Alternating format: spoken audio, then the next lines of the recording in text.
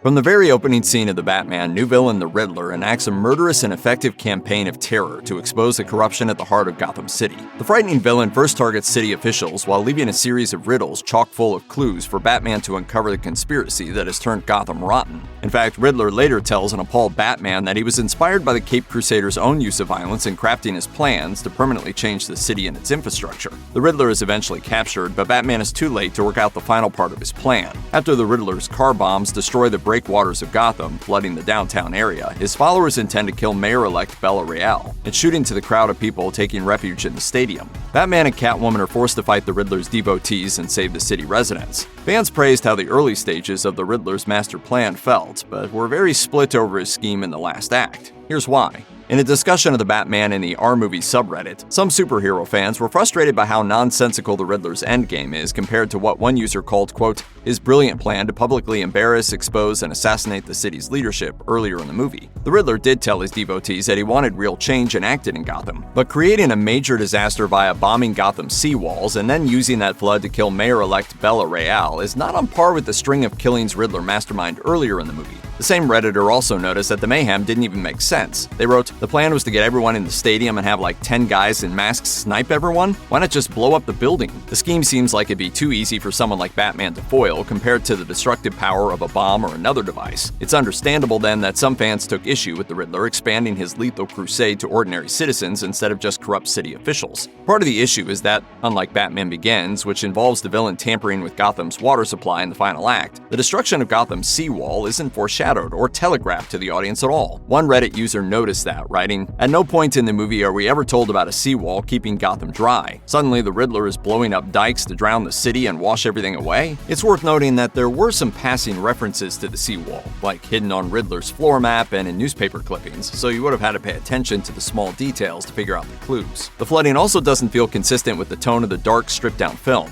Compared to the detective story at the heart of the Batman, the last 30 minutes are more of the climax to what feels like a standard action-packed superhero blockbuster. One Reddit user wrote that, in their opinion, the final act was needlessly dramatic compared to the rest of the movie that felt pretty grounded until that point. However, other Redditors pointed out that the final scenes help complete Batman's arc. Throughout the Batman, the titular hero often comes off more like a movie monster than a superhero. Batman is obsessed with the Gotham Project, and as Bella Real observes, isn't doing much to help the population when he's Bruce Wayne. You really could be doing more for this city. Your family has a history of philanthropy, but as far as I can tell, you're not doing anything. But when Batman saves the innocent folks trapped in the flooded downtown arena, this leads Mayor Real and the helpless citizens to trust him enough to lead them out of the flood. He also recognizes that the Riddler shooters are traumatized, angry people much like himself. One Redditor argued that seeing Batman evolve as a hero through those scenes was crucial. Additionally, Bruce empathizes with the people he rescues as well as the shooters. In the end, Batman decides that he can't only personify vengeance, but should also be an inspiration to the residents of Gotham who just survived a terrifying event. Arguably, the Batman could have had a different climax, but it might not have delivered the same emotional payoff.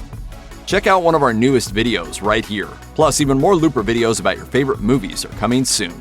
Subscribe to our YouTube channel and hit the bell so you don't miss a single one.